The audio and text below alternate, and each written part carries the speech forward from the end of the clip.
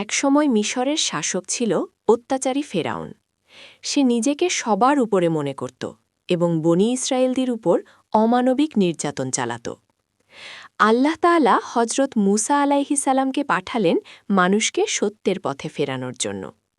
মুসা আলাইহিসালাম বারবার ফেরাউনকে সতর্ক করলেন, আল্লাহকে ভয় করো, মানুষকে অত্যাচার করো না। কিন্তু ফেরাউন অহংকারে অন্ধ হয়ে গেল।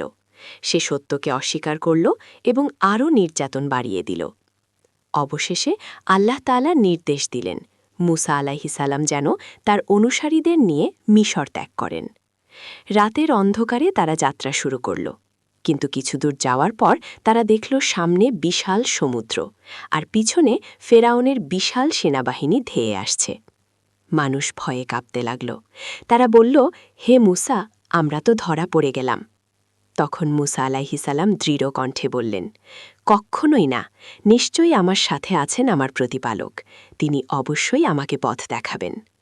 তখন আল্লাহ তাআলা নির্দেশ দিলেন, হে মুসা, তোমার লাঠি দিয়ে সমুদ্রে আঘাত করো।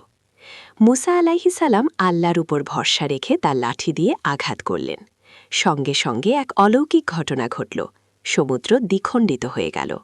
দুই পাশে বিশাল পানির দেয়াল তৈরি হল আর মাঝখানে শুকনো রাস্তা বের হয়ে এলো। মুসা আলাইহিসালাম ও তার অনুসারীরা সেই পথে নিরাপদে পার হয়ে গেলেন।